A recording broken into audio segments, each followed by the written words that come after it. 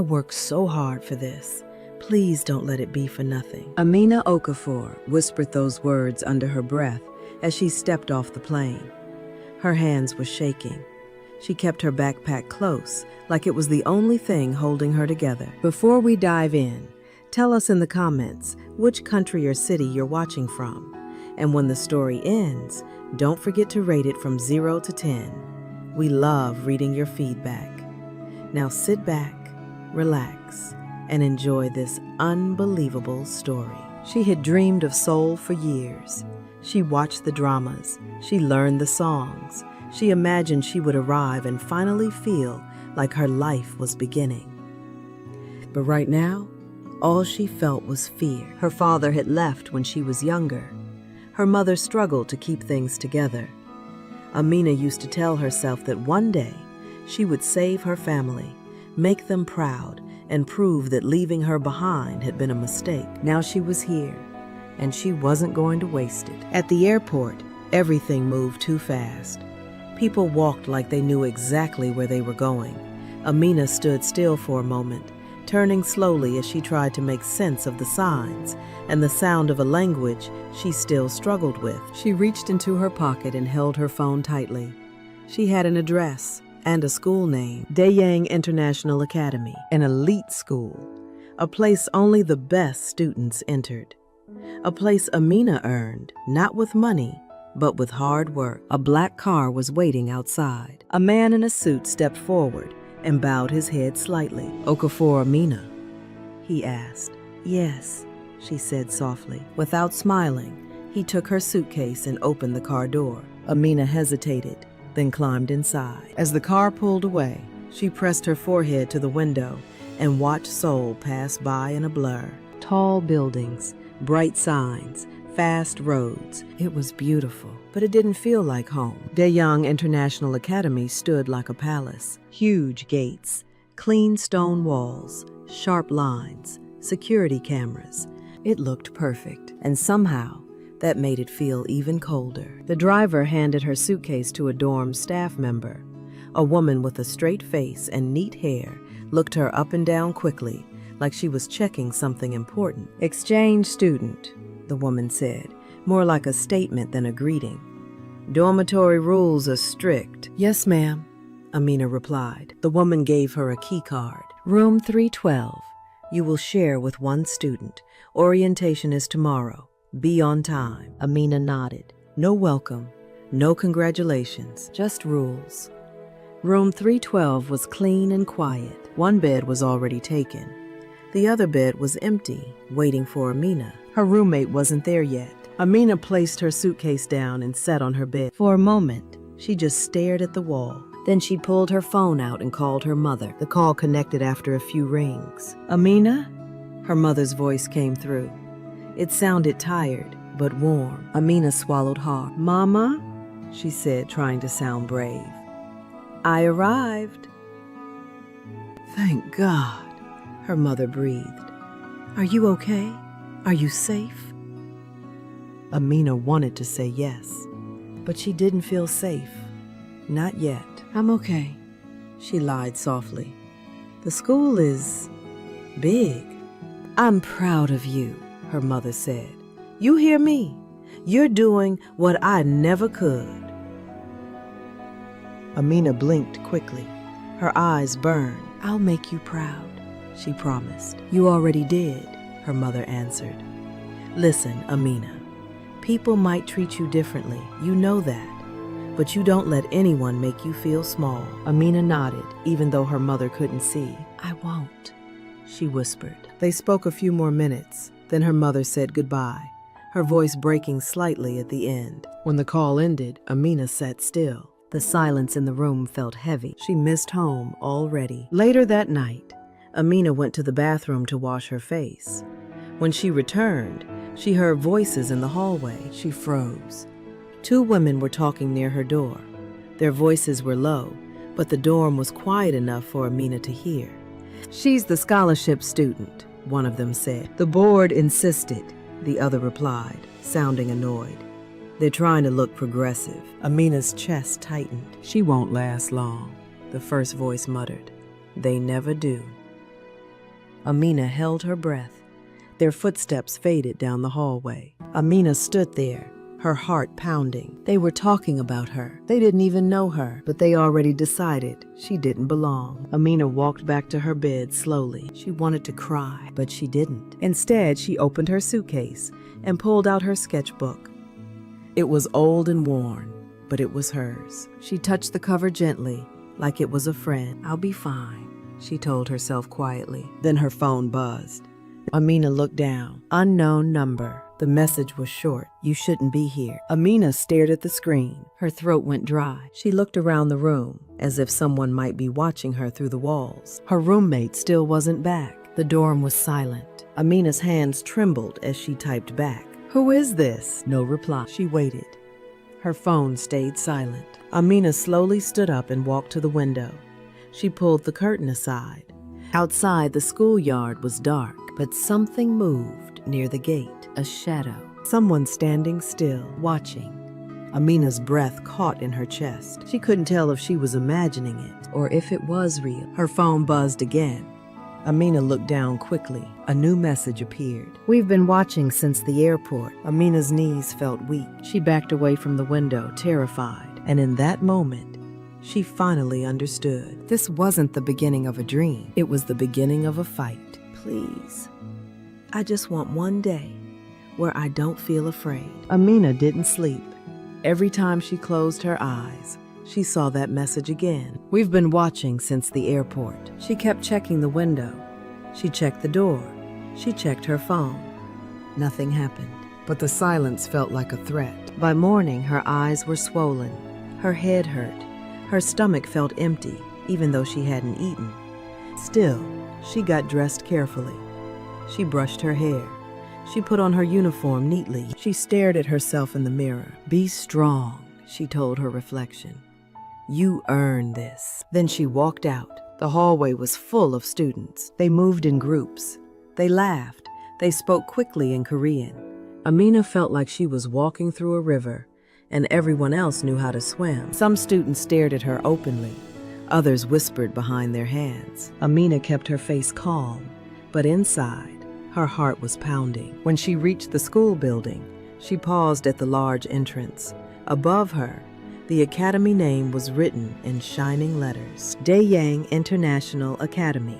It looked like a place for perfect people. Amina didn't feel perfect. She felt small, but she lifted her chin and walked inside. Class 2-1 was on the second floor. Amina stood outside the door for a moment before entering.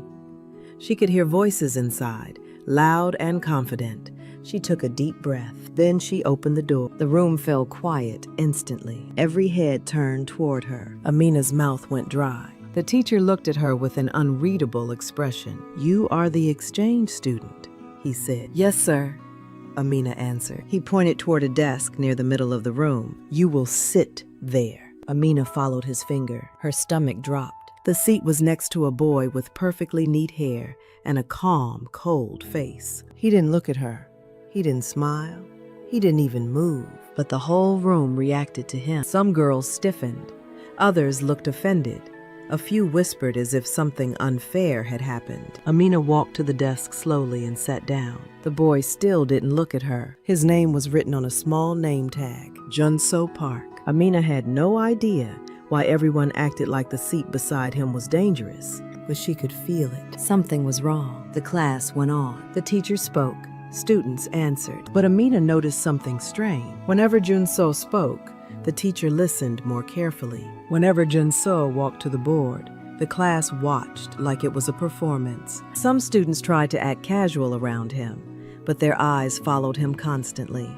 Junso didn't speak much. When he did, his voice was quiet and controlled. He looked like he never made mistakes. Amina tried not to stare. She stared anyway, not because she liked him, but because she couldn't understand him. He was like a wall, a beautiful wall, and walls always hid something. At lunchtime, Amina sat alone. Minji wasn't in her class, so she couldn't help her today. Amina opened her lunchbox. She tried to eat, but she felt every person looking at her. She could hear whispers. She's really sitting next to him. Why would the teacher do that? She thinks she belongs here. Amina gripped her chopsticks tighter. She wanted to stand up and shout, "I worked for this!" But she didn't. She just kept eating slowly, even though the food tasted like nothing. After lunch, when she returned to class, 3 girls were waiting near her desk. They looked polished and confident.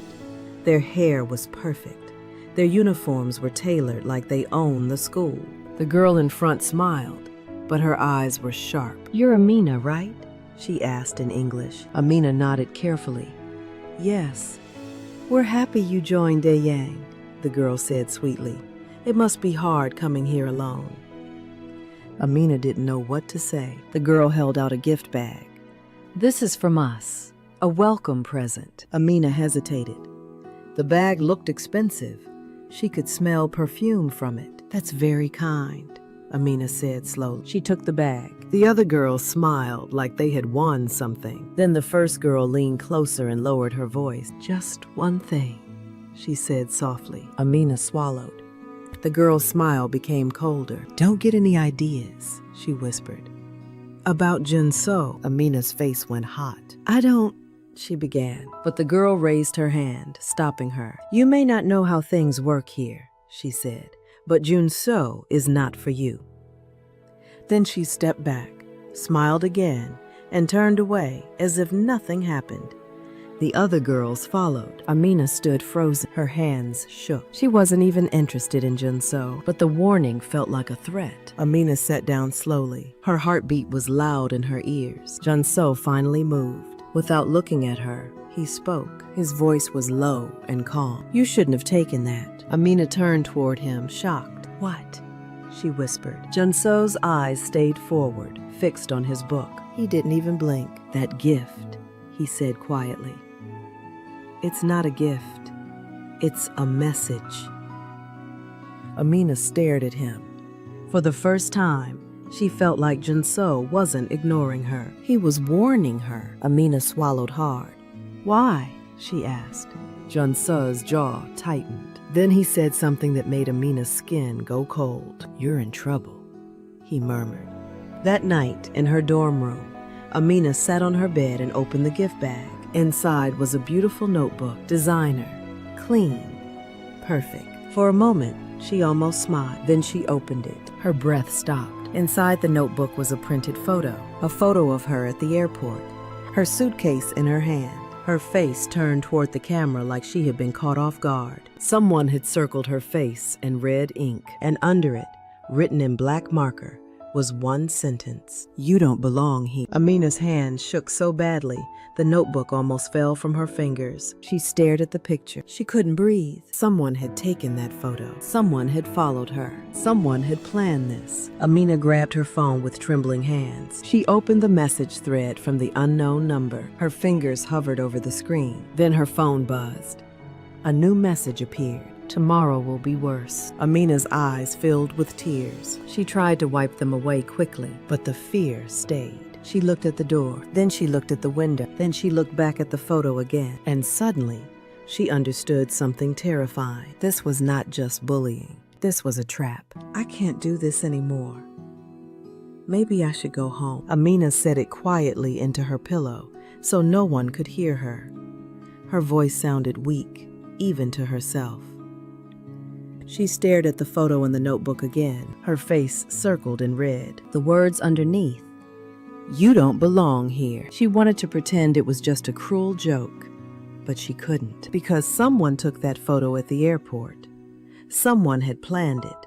Someone wanted her afraid. And the worst part was, they were winning. The next morning, Amina walked to school slowly. Her chest felt tight. Her stomach hurt. Every time a student laughed nearby, she thought they were laughing at her. Every time someone looked at her, she wondered if they were the ones sending the messages. She kept her head down. She tried to disappear, but that was impossible. In class 2-1, the whispering started the moment she entered. Amina sat in her seat beside Junso Park. Junso didn't look at her. He didn't speak, but Amina noticed something. Other students kept glancing at them, at her, then at him. as if she was sitting in a forbidden place. Amina tried to focus on the lesson, but her mind kept going back to the notebook, to the photo, to that last message. Tomorrow will be worse. Amina's hands were cold. She clenched her pencil until her fingers hurt. At lunchtime, she didn't know what to do. Yesterday, she ate alone, and it felt like the whole room watched her, like she was an animal in a cage.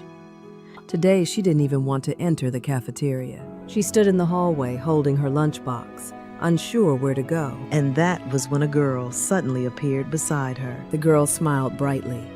"Hey," she said in English. "You're Amina, right?" Amina blinked, surprised. "Yes." "I'm Minji Han," the girl said. "I've been looking for you." Amina didn't know how to respond. Minji looked kind. She had warm eyes and an open face. She didn't look like someone who belonged to the cold elite group. Minji pointed to Amina's lunchbox. "Are you eating alone again?" she asked. Amina hesitated. Then she nodded slowly. Minji made a small, disappointed sound. "No," she said firmly. "Not today. Come with me."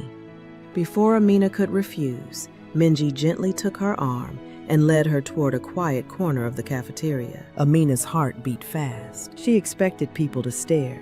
They did. But Minji didn't care. She sat down like she owned the space and patted the seat next to her. "Sit," Minji said. Amina sat. For the first time since arriving, Amina didn't feel completely alone. Minji spoke slowly, using simple English. She asked Amina about Nigeria, about her flight, about what she liked. Amina answered carefully at first, but Minji listened like she truly cared, not like she was being polite. Minji even made Amina laugh when she joked about the school's strict rules. "They treat us like robots," Minji said. "If we smile too much, they might punish us." Amina smiled for real, even though her eyes still felt tired. Then Minji leaned closer. "People are talking about you," she said softly. Amina's smile faded. "I know," she whispered. Minji nodded. "They are jealous," Minji said, "because you're different, and because you sit next to Jun-so." Amina looked down. "I don't want trouble," she said. Minji's voice became serious. "You didn't choose trouble," she said. "Trouble chose you." After lunch, Minji walked Amina back to class. As they walked, Minji pointed to different hallways. "That's where the rich kids hang out," she whispered with a smile. "And that hallway?" Amina asked. Minji's smile disappeared. "That's where the teachers and board members meet," Minji said quietly. "Don't go there." Amina frowned. "Why?" Minji sighed. "This school is not just a school," she said. "It's a business, and power lives here." Amina didn't fully understand, but she didn't like how serious Minji looked. In class, Jun-so was sitting as always, still, silent, perfect. Amina noticed something now that she hadn't noticed before. Some students watched Jun-so the same way people watched a king, not with love, with fear. Amina felt a strange chill. Minji whispered, "Don't stare at him too much." Amina whispered back, "Why?" Minji hesitated. Then she said carefully, "Jun-so isn't just popular.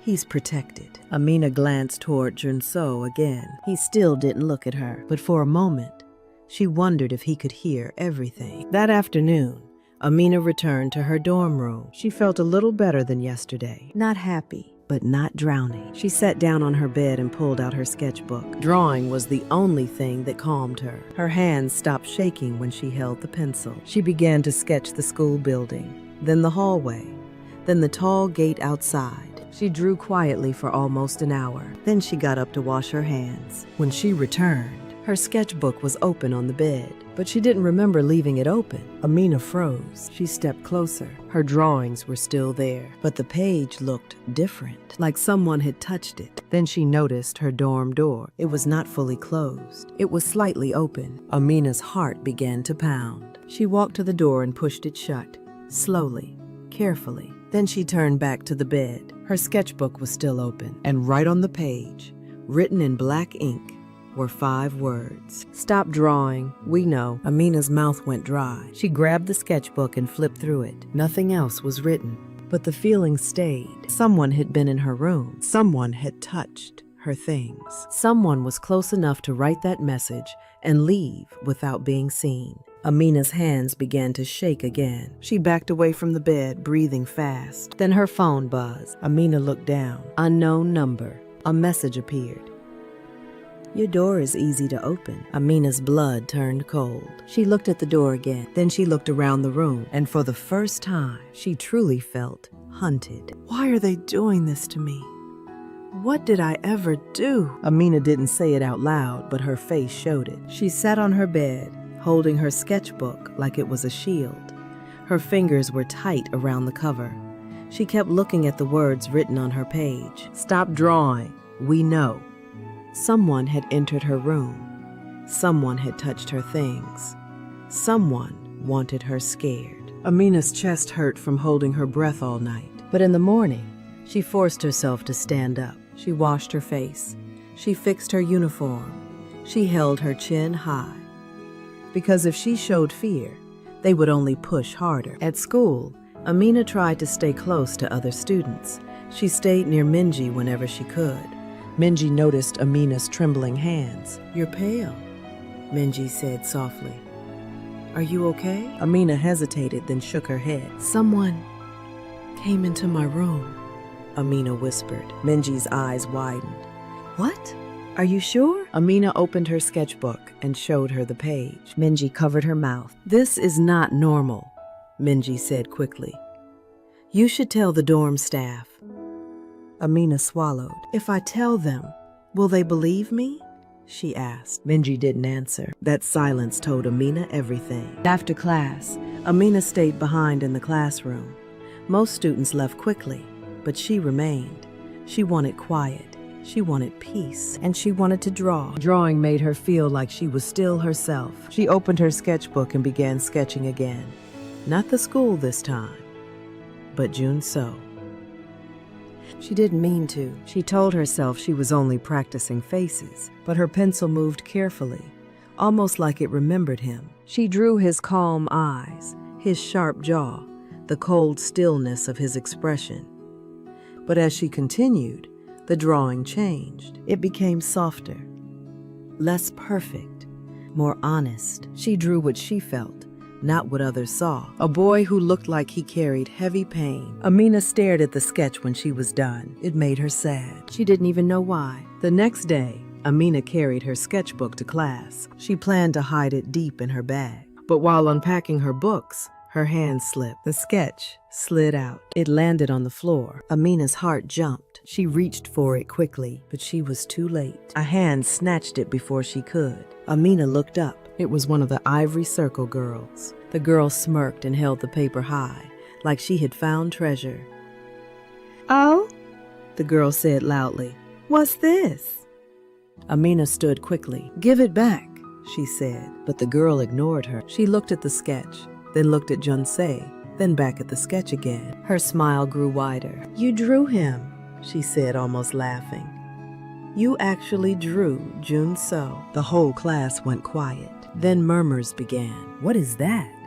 She's obsessed. She thinks she has a chance. Amina's face burned with shame. Give it back, she repeated, her voice stronger now. The Ivory Circle girl held the sketch toward her friends, showing them like a prize. She's stalking him, another girl said. Amina's eyes filled with tears, but she refused to let them fall. She reached for the sketch again, but the girl pulled it away.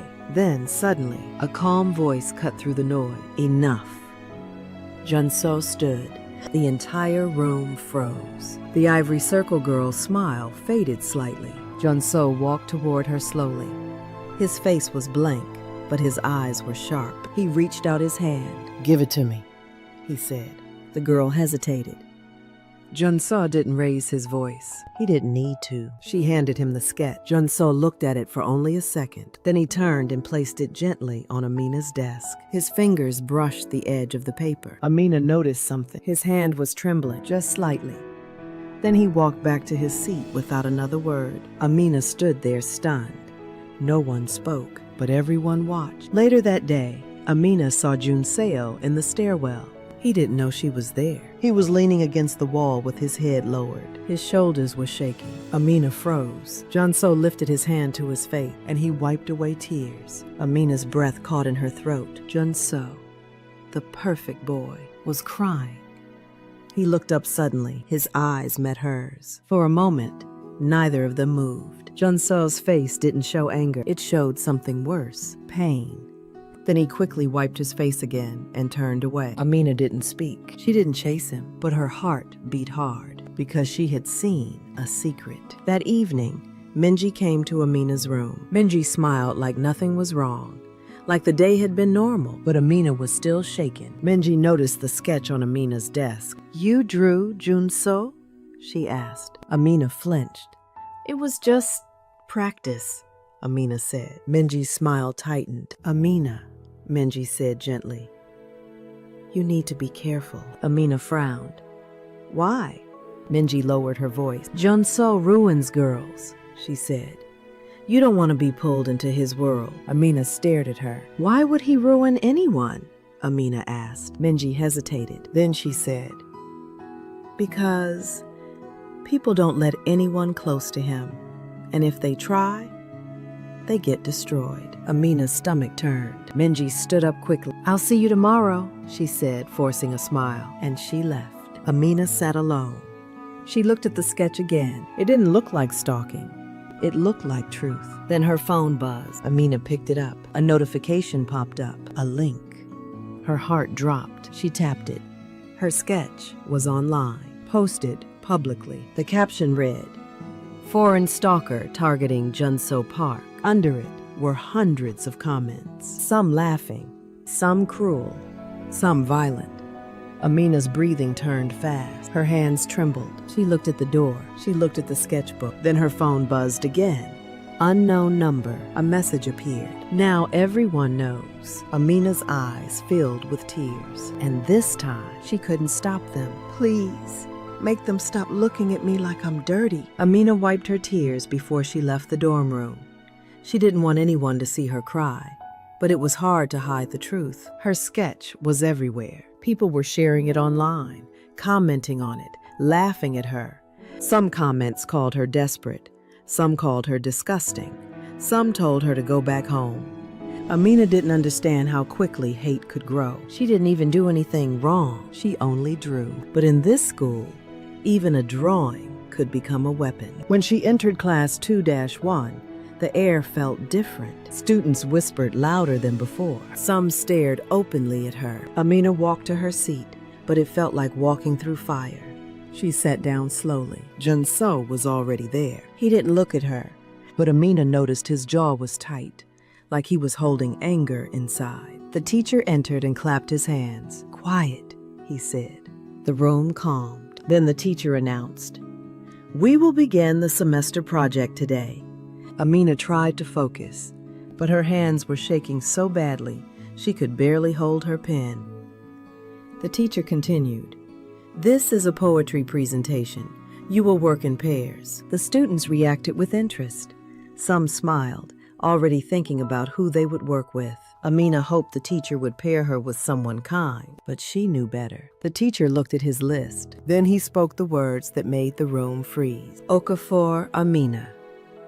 Park Junso." For a second, nobody moved. Then the whispers exploded like a storm. "What?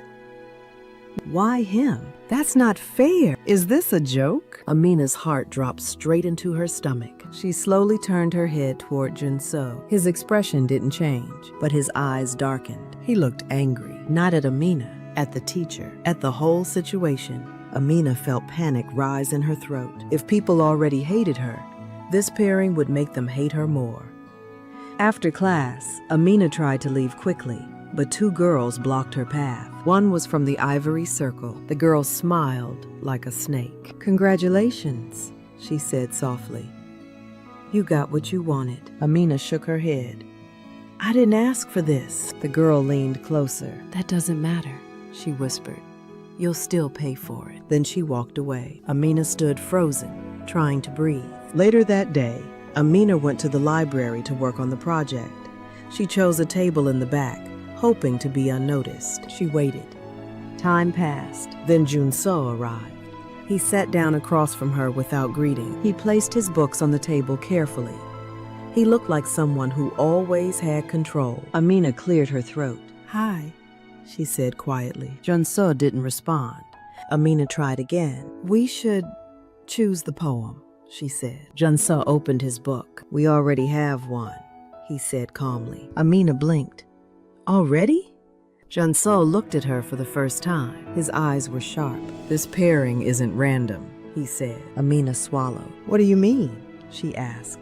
Junso leaned back in his chair slightly. "They want to see what you'll do," he said. "They want to see if you'll break." Amina felt cold. "Who is they?" she asked. Junso didn't answer right away. Then he spoke quietly, like the words tasted bitter. "Everyone," he said. Amina stared at him, shocked. Then anger pushed through her fear. Amina leaned forward. "I didn't come here to be anyone's game," she said. Junso watched her calmly. Amina's voice became stronger. "If you hate being controlled, why do you let them control you?" she asked. Junso's eyes flickered. For a moment, his cold face cracked. Then he said in a voice so low, it almost sounded like a confession, "Because I'm owned." Amina froze. "What?" she whispered. Junso looked away again, as if he regretted speaking. "Just focus on the assignment," he said. But Amina couldn't forget those words. Owned. What kind of school made a student feel like property? They began working on the poem. The poem was called Evening Snow. It was about loneliness, about silence, about cold feelings that never melt. Amina read it slowly. The words felt heavy. Then Junso spoke again. "You can present the meaning," he said. "Your English is better." Amina frowned. "You're good at English, too," Junso replied simply. "It will sound stronger from you." Amina was surprised. It almost sounded like respect. But before she could respond, Junso stood up. "I have to go," he said. "Wait," Amina said quickly. "Are you okay?" Junso paused. He didn't look at her. He said nothing. Then he left. Amina sat alone in the library staring at the poem. She didn't understand Junso, but she could feel something in him, something trapped. On her way back from the library, Amina walked past a hallway she didn't recognize. It was quiet, empty. She remembered Minji saying, "Don't go there." Amina should have turned away, but she didn't. She took one step into the hallway, then another. She stopped when she heard voices. Two women were speaking in Korean near a closed door. Amina didn't understand all the words, but she heard one clearly. Amina. Her name. Amina's heart jumped. She moved closer, quietly, holding her breath. One voice sounded young, a student. The other voice sounded older, an adult. Then Amina heard something that made her blood run cold. A girl's voice said in English, "Yes, we're handling it. She'll leave." Amina pressed her hand to her mouth so she wouldn't gasp. The adult voice answered coldly, "Make sure." Amina stepped backward slowly. Her legs felt weak. Her mind raced. This wasn't just classmates being cruel. Someone higher up wanted her gone, someone powerful. Amina turned and walked away quickly before they could see her. She didn't stop until she reached the staircase. She leaned against the wall, breathing hard. Her hands were shaking again. That night, Amina sat on her bed and stared at her sketchbook. She opened it, then closed it again. She didn't know what to do. If she reported them, would anyone listen? If she stayed silent, would they destroy her? Then her phone buzzed. Amina looked down. A new message from the unknown number. "We're not done. Tomorrow, you will lose something." Amina's eyes widened. Her throat went dry. She clutched her phone tightly. "What do you want from me?" she whispered. But no answer came, only silence and fear. "Please, don't take anything else from me. I've already lost too much." Amina held her phone in both hands as she read the message again. "Tomorrow, you will lose something." Her chest felt tight. She tried to breathe slowly, but fear sat inside her like a stone. She had already lost so much in life. Her father leaving, the years of struggle, the loneliness. Now she was in Seoul, and even here, people wanted to take from her. Still, she forced herself to go to school, because if she stayed in bed, she would be giving them what they wanted. In class, Amina kept her bag close. She checked her pockets again and again. Her passport was inside a small case, hidden deep in her suitcase back at the dorm.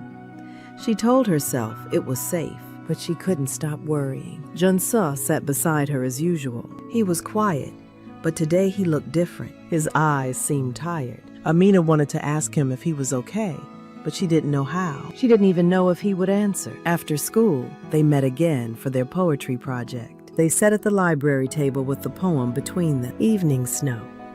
Junso read silently, then looked up. "This poem is about cold that stays," he said. Amina nodded slowly. "It feels like someone is standing outside your life," she said, choosing her words carefully. "Watching you, waiting for you to fall." Junso stared at her for a long moment. Then he spoke quietly. "You understand it," he said. Amina looked down. "I think I do," she whispered. They worked for a while. Then, when the library started to empty, Junso suddenly closed his book. He looked away, like he was fighting himself. "My mother left me," he said. Amina's breath stopped. Junso's voice stayed calm, but his hands were tight on the table. "She left when I was 9, he continued. "One day she was there, the next, she was gone." Amina didn't speak. She didn't interrupt. Junso swallowed. "She never called, never came back," he said. "Everyone says I'm lucky, rich, protected, perfect." He let out a small, bitter breath. "But I'm just someone she didn't want." Amina's eyes filled with tears, not because she felt sorry for him, but because she understood that pain too well. "My father left too," she said softly. Junso looked at her. Amina forced her voice to stay steady. "He didn't even say goodbye," she said. "I used to think it was because I wasn't good enough." She paused. "But I know now, it wasn't my fault." Junso's expression changed slightly, like her words hit something deep inside him. For the first time, Amina saw him not as a cold boy, but as someone carrying a wound. They sat in silence, not awkward silence, the kind of silence that meant, "I understand you." When the library closed, Junseo walked Amina to the school gate. The air was cold. The sky was dark. Junso spoke quietly. "Be careful," he said. Amina looked at him. "About what?" she asked. Junso's jaw tightened. "About everyone," he said. Then he walked away. Amina watched him go, her heart heavy. Back at the dorm, Amina felt tired but calmer. For the first time, she had shared something real with someone. She entered her room and froze. Her suitcase was on the floor. It had been moved. The zipper was open. Amina's breath caught in her throat. She rushed forward and began checking her things, hands shaking. Clothes, books, toiletries. Then she grabbed her passport case. It was empty. Her passport was gone. Amina's heart slammed against her ribs. "No, no, no, no," she whispered. She dropped to her knees and searched again, tearing through her suitcase, checking drawers, checking under the bed. Nothing. Her passport had vanished. Amina stumbled backward, dizzy with fear. If she lost her passport, she could be sent home. She could lose everything. Her hands shook so badly, she could barely hold her phone. Then the door opened. Minji rushed in. "Amina!" Minji cried. "I heard you. Are you okay?" Amina turned toward her, breathing hard. "My passport," Amina said. "It's gone." Minji's face changed. Shock, then panic. "What? No!" Minji rushed forward, acting frantic. "That's serious." Minji began searching too, moving fast, almost too fast. Then Minji suddenly stopped. She reached under Amina's bed and pulled out the passport case. "Here!" Minji exclaimed. "It was here." Amina grabbed it with trembling hands. But the case felt wrong, too clean, too placed. Amina stared at Minji's fingers. Minji had been holding the case tightly. Amina's eyes narrowed, because on the smooth surface of the passport case were fresh fingerprints. Minji's fingerprints. Minji froze when she noticed Amina looking. The room went quiet. Minji's mouth opened slightly, like she wanted to speak, but no words came out. And Amina suddenly realized something terrifying. Minji hadn't just found the passport. Minji had known where it was. Minji, please tell me I'm wrong. Please tell me you didn't do this. Amina didn't say the words out loud, but they screamed inside her chest. She sat on her bed and stared at her passport case. It was in her hands, but it didn't feel safe anymore. Minji stood near the door, stiff and pale. Her smile was gone. The room was quiet, but the silence was loud. Amina's fingers tightened around the case. "Why were your fingerprints on this?" Amina asked softly. Minji's eyes moved away. I touched it because I picked it up," Minji said quickly. Amina stared at her. "But you found it too fast," Minji swallowed. "Amina, you're scared," Minji said, forcing her voice to stay calm. "You're thinking too much." Amina shook her head slowly. "I'm not stupid," she whispered. Minji's eyes filled with tears. For a moment, she looked like she wanted to confess something. Then she shook her head and stepped back. "Get some sleep," Minji said. "You're going to be late tomorrow." And before Amina could stop her, Minji left. Amina sat frozen on the bed. Her heart felt like it had cracked. The next morning, Amina walked to school like she was walking into a storm. Her passport was safe again, but she felt unsafe inside her own life. She kept thinking of Minji's face, that fear, that guilt. At school, the whispers were louder than ever. Students stared at her like she was trash. Some didn't even hide it. Amina heard one boy laugh. "She's using Junso," he said loudly, "trying to get rich." A girl replied, "She probably came here for citizenship." Amina stopped walking. Her face burned. Her throat tightened. She wanted to scream that she earned her place, that she had talent and dignity, that she wasn't some thief, but she couldn't fight everyone. So she kept walking, and it felt like the whole hallway was closing in. In class 2-1, the teacher barely looked at Amina. Junso sat beside her, still and silent. But today his eyes were darker. Amina noticed his hand clenched into a fist under the desk, like he was holding himself back. Amina tried to focus on the lesson, but she couldn't. The shame was too heavy. Then the classroom door opened. A staff member entered and spoke to the teacher. The teacher nodded and looked at Amina. "Okafor Amina," he said coldly. "Come with her." Amina's heart dropped. She stood up slowly and followed the staff member down the hallway. Junso's eyes followed her. He didn't move, but Amina saw something in his face, worry. The staff member took Amina to the principal's office. The principal sat behind a large desk. His face was calm, but his eyes were sharp. He held a paper in his hand. "Amina Okafor," he said, "we have received concerns." Amina swallowed. "Concerns about what, sir?" The principal tapped the paper. "Your behavior," he said. Amina's mouth opened slightly. "My behavior?" "Yes," the principal said. "Rumors have spread that you are causing disruption in class, that you are targeting certain students." Amina's chest tightened. "This isn't true," she said quickly. "I haven't done anything wrong." The principal leaned back. "You are here on a scholarship exchange," he said. "If you damage the academy's reputation, we can end your program." Amina's face went pale. You would send me home?" she whispered. The principal didn't answer directly. He simply said, "Be careful." Amina walked out of the office shaking. She could barely breathe. This wasn't just students anymore. The adults were involved. Someone powerful wanted her gone. At lunchtime, Amina looked for Minji. She needed answers.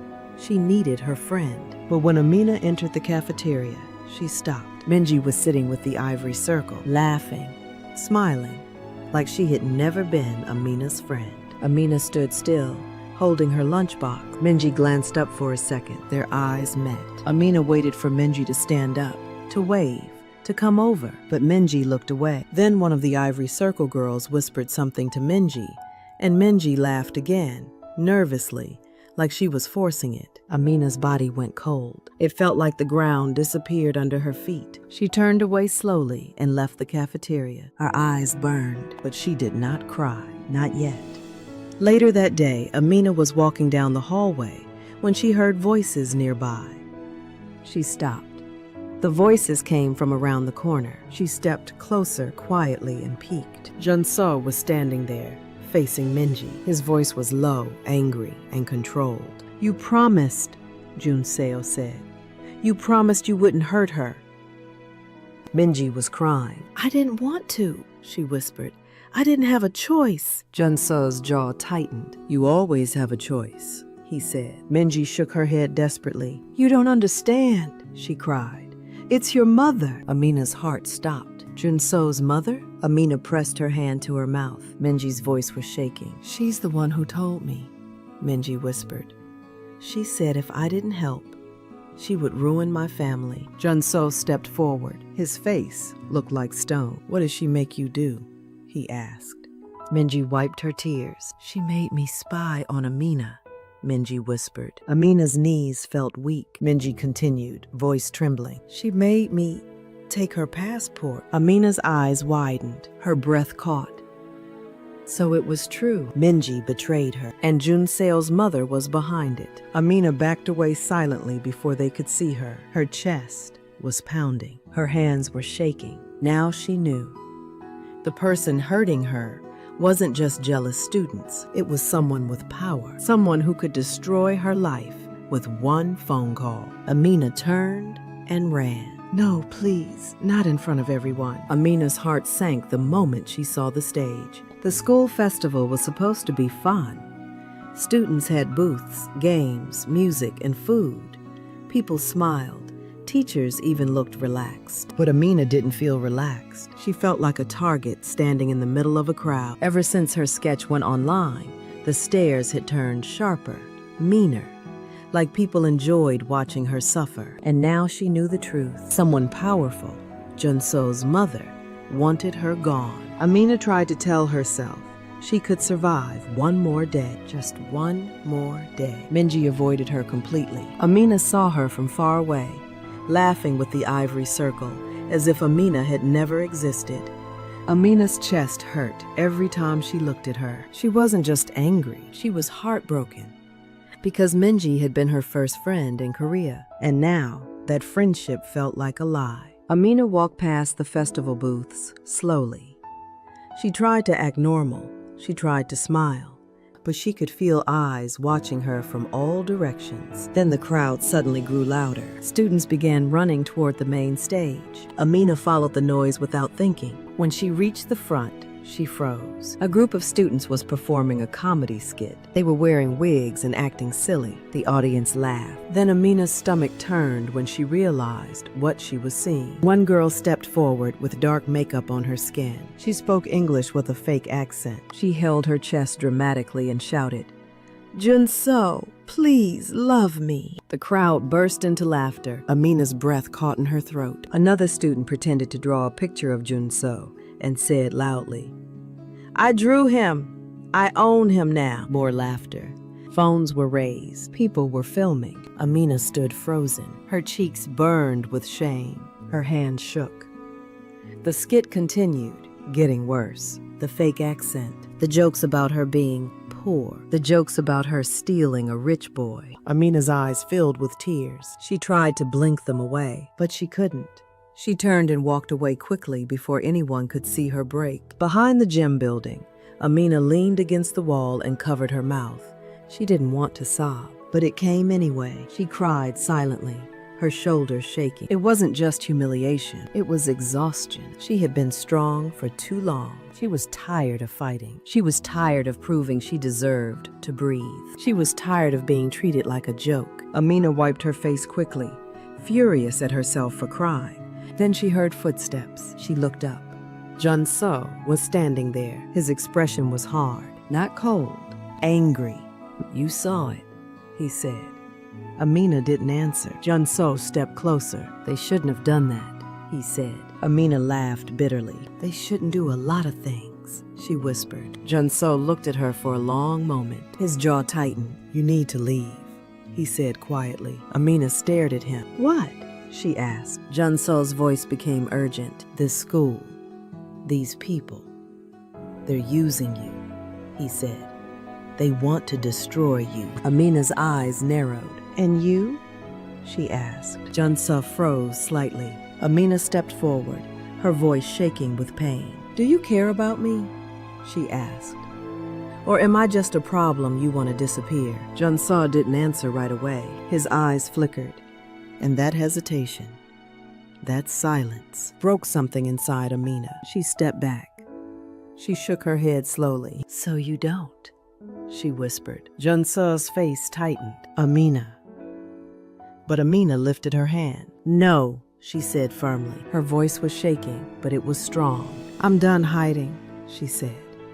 I'm done being ashamed. Junso stared at her, stunned. Amina turned toward the stage. Junso grabbed her wrist gently. What are you doing? He asked. Amina pulled her hand free. She looked him directly in the eyes. I'm ending it, she said. Amina walked straight into the crowd. People stared as she pushed through. Some whispered. Some laughed, expecting more entertainment. Amina climbed the stage steps calmly. The performers froze. The music stopped. The crowd went silent. Hundreds of eyes stared at her. Amina's heart pounded, but her face stayed steady. Then Junso stepped onto the stage behind her. The crowd gasped. Amina turned and grabbed Junseo's tie. Junso didn't move. He didn't stop her. Amina looked out at the audience. She saw phones filming. She saw students smiling like they expected her to beg. Amina leaned in and kissed Junseo. Long, fearless, clear. Not a soft kiss, a kiss like a challenge, like a declaration. The crowd exploded. Gasps, screams, shouting. Phones flashed. The ivory circle stood frozen, their faces full of shock. Amina stepped back, breathing hard. Junso stared at her, stunned. For 1 second, he looked like he couldn't breathe. Then Amina turned away and walked off the stage. She didn't run. She didn't hide. She walked like she owned the ground. But as Amina reached the edge of the crowd, she saw someone, a woman, standing quietly behind the students. Her hair was perfect. Her clothes were expensive. Her eyes were sharp. And she looked exactly like Junso. The woman watched Amina with a calm smile, not surprised, not angry, satisfied. Amina's stomach dropped because that smile didn't say, "You made a mistake." It said, "Good. Now I can destroy you." Amina's breath caught. The woman turned and walked away. Amina stood frozen. Then her phone buzzed. A message appeared from the unknown number. Now you're finished. I didn't mean to ruin anything. I only wanted to stop hurting. Amina sat on the floor of the bookstore, her back against a shelf. Her knees were pulled close to her chest. She stared at her phone, but she couldn't read anything anymore. The kiss had spread everywhere. Videos, photos, comments. Some people praised her for being brave, but most people were cruel. They called her shameless. They called her desperate. They said she trapped Junso. Amina felt sick. She wasn't proud of the kiss. She wasn't ashamed either. She did it because she was tired of being bullied, like she didn't matter. But now, she had become a bigger target, and the message still rang in her mind. Now you're finished. Amina had skipped school the next morning. She didn't answer calls. She didn't look at messages. She left the dorm early and hid in the one place that felt safe. The bookstore was quiet, warm, calm. Books didn't judge people. Books didn't laugh. Amina's eyes were dry now, but her chest still hurt like she had been crying for days. She wished her mother could hug her, but her mother was far away, and Amina didn't want to worry her, so she sat in silence and tried not to break. The bell above the bookstore door rang. Amina didn't look up. Footsteps moved slowly through the aisles. Then a familiar voice spoke, low and careful. Amina. Her body stiffened. She raised her head slowly. Junso stood there. He looked different. His uniform was wrinkled. His hair was slightly messy. His face was tired. He didn't look perfect today. He looked real. Amina stared at him, not sure if she wanted to cry or scream. Junso took a step closer. I looked everywhere, he said. Amina's voice came out quiet. Why? She asked. Junso hesitated. Then he spoke honestly. Because you're in danger, he said. Amina gave a short, bitter laugh. I was in danger before the kiss, she replied. Junso's eyes darkened. I know, he said. He paused, then lowered his voice. You weren't the first girl they tried to destroy, he said. You're just the first one I didn't let go. Amina's stomach tightened. What do you mean? She asked. Junso looked away. He seemed ashamed. Girls have tried to get close to me, he said. Not because of love, because of status. Because they think I can give them something. Amina's eyes narrowed. And you think I'm like them? She asked sharply. Junso turned back to her quickly. No, he said. That's the point. You're not. His voice softened. They destroy anyone who gets close, even if they don't deserve it. Amina swallowed hard. She didn't know what to say. Junso sat down slowly across from her, on the floor between the shelves. He spoke again, almost like he was confessing a secret. You asked me if I cared, he said. Amina's heart beat faster. Junso's eyes held hers. I didn't answer because I was scared, he admitted. Amina blinked. Scared? Junso, the untouchable prince, scared? He continued. If I admit I care, they will use it, he said. They'll hurt you more. They'll hurt me too. Amina's throat tightened. Who is they? She asked, even though she already knew the answer. Junso's jaw clenched. My mother, he whispered. Amina froze. Junso's voice became heavy. She didn't just abandon me, he said. She owns part of this school. Amina's eyes widened. No, she whispered. Junso nodded. She returned recently, he continued, and she controls everything from the shadows, teachers, board members, even the students. Amina's skin went cold. So she planned all of this? Amina asked. Junso's eyes looked empty. She doesn't like losing control, he said. She doesn't like anyone taking attention from her. Amina's mind spun. She remembered the woman at the festival, that calm smile, satisfied. Amina whispered, She wanted to break me. Junso nodded slowly. Yes, he said. Amina's hands began to tremble. She used Minji. Amina whispered. Junso looked down. Yes. Amina swallowed hard, her voice shaking. And she'll keep going, she said. Junso lifted his head again. She already has, he said. Amina stared at him confused. Junso took out his phone. He opened an email and turned the screen toward her. Amina's breath stopped when she read the word. Official notice. Exchange program terminated. You must leave Dayang International Academy immediately. Amina's entire body went cold. Her mouth opened, but no sound came out. Junso's voice was rough. She did it this morning, he said. She wants you gone before you can fight back. Amina's eyes blurred with tears. I have to leave? She whispered. Junso looked at her with pain in his eyes. I won't let her, he said quietly. Amina shook her head, frightened. She's powerful, she said. Junso leaned closer. So are you, he replied. Amina stared at him. Junso's voice lowered even more. You kissed me because you were brave, he said. Now we have to be brave again. Amina's chest rose and fell fast. Her mind screamed, run, but her heart whispered, fight. Then her phone buzzed. Amina looked down. A new message appeared from an unknown number. Pack your things. You have 24 hours. Amina's hands shook. She looked up at Junseo, and for the first time, she understood. The real battle was starting now. I won't leave like a thief. I won't leave like I did something wrong. Amina said it to herself as she folded her uniform and placed it into her suitcase. Her hands were shaking, but her eyes were dry. She had cried enough. She had begged enough.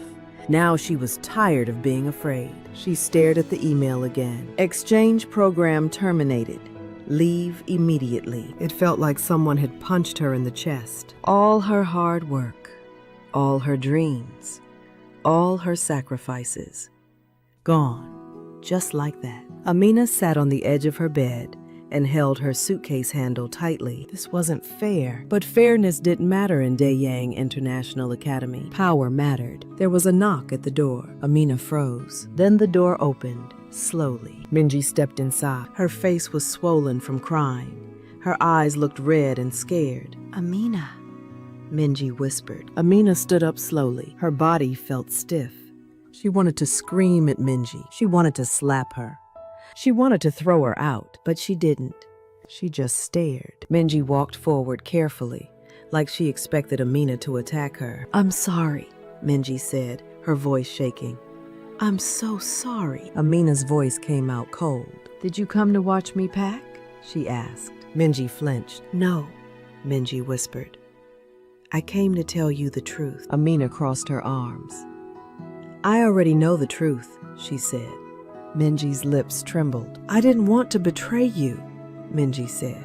I swear, I wanted to be your friend. I really did. Amina's eyes narrowed. Then why did you do it? Amina asked. Minji began crying harder. Because she threatened my family, Minji said. She said she would destroy my father's business. She said my mother would lose her job. She said we would lose everything. Amina's chest tightened. Minji wiped her face quickly. She told me to spy on you, Minji whispered. To tell her what you did, who you spoke to, everything. Amina's hands clenched into fists. And my passport? Amina asked. Minji lowered her head. I took it, Minji admitted. I hid it. She told me to. She wanted you to panic. She wanted you to look unstable. Amina stared at her. Minji looked up. I hate myself, Minji whispered. I hate what I did, but I didn't know how to stop it. Amina stepped closer, slowly. Her voice was quiet, but sharp like a knife. You didn't just hurt me, Amina said. You made me feel alone again. Minji sobbed. I know, she whispered. Amina took a deep breath. She turned away. For a moment, she looked like she might cry, but she didn't. Instead, she said something firm. I won't leave, Amina said. Minji's crying slowed. What? Minji whispered. Amina turned back. Her eyes were hard now. I won't leave like she's throwing trash away, Amina said. If she wants me gone, she will have to fight me for it. Minji stared, shocked. Then she whispered, She'll crush you. Amina lifted her chin. Then she'll have to try, she said. Later that day, Amina sat at her desk and opened her sketchbook. This time, she didn't draw Junseo. She drew everything that happened. The anonymous notes, the torn pages, the passport incident, the stage mockery. She drew the faces of the girls laughing. She wrote down dates, times, exact words. Then she opened her phone and scrolled through her messages. She took screenshots. She saved the unknown number. She collected proof because she finally understood something. If she stayed quiet, they could rewrite the story. They could say she caused trouble. They could say she failed, so she would speak first. That evening, Junseo came to her door. He didn't smile. He looked angry. I heard, he said. They terminated you. Amina nodded. Junseo's jaw tightened. I won't let her do this, he said. Amina looked at him. I'm not leaving, Amina said. But I need your help. Junseo stared at her. Then he nodded once. Okay, he said. Then we do it together. The next morning, Amina walked into school with Junseo beside her. Students stared. Whispers spread. Amina didn't look down. She walked like she belonged because she did. They went straight to the main office. Amina placed a folder on the front desk. Inside were printed screenshots, notes, and drawings. Evidence. The staff member behind the desk looked confused. What is this? She asked. Amina's voice stayed calm. This is proof, Amina said, that I've been harassed, threatened, targeted. The staff member hesitated. Junseo stepped forward. His voice was cold and clear. If you don't take this seriously, Junseo said, I will take it to the press. The staff member went pale. The room fell quiet. Amina felt her heart pounding, but she didn't step back. Later, the principal called them in. This time, he didn't look calm. He looked scared. Junseo spoke first. My mother is behind this, he said. The principal blinked. You don't know what you're saying. Junseo's eyes sharpened. I know exactly what I'm saying, he replied. Amina added quietly. And I have proof. The principal's hands tightened on his desk. This could destroy the academy, he said. Amina's voice was steady. Good, she said. Within days, the story spread, not just in school, outside. Parents began asking questions. Students began whispering different things now, fearful things. Teachers started acting nervous. A rumor reached the campus. An investigation is coming. Junso's mother tried to deny everything. She appeared in the school hallway once, elegant, calm, smiling. She looked at Amina like Amina was nothing. But Amina didn't look away. For the first time, Amina didn't feel small. She felt ready. Weeks later, Amina sat in the dorm reading a message on her phone. Her exchange program was reinstated. Not only that, she received a letter of apology from the academy. Amina's hands trembled as she read it. Minji stood behind her quietly. "I'm sorry," Minji whispered again. Amina didn't answer, not yet. But she didn't slam the door either. Maybe forgiveness would come later, maybe not. But Amina was still standing, and that mattered. 1 year later, spring arrived. Cherry blossoms filled the streets. Amina stood outside the university gate with a letter in her hand. Seoul National University, accepted. Her eyes filled with tears, not from pain, from victory. Junso walked beside her, holding his own acceptance letter. They looked at each other. Junso spoke softly. "You survived," he said. Amina nodded. "I didn't just survive," she replied. "I won." They walked forward together. That night, Amina returned to her dorm and found an envelope on her bed. No name, no stamp, just her room number. Her hands tightened as she opened it. Inside was a single piece of paper, 5 words. "You think it's over?" Amina's breath caught. Then she turned the paper over. A second message was written underneath. "See you at university, J." Amina stared at it. Her lips slowly curved into a small smile, but her eyes were sharp because she didn't know if J meant Junseo or someone else.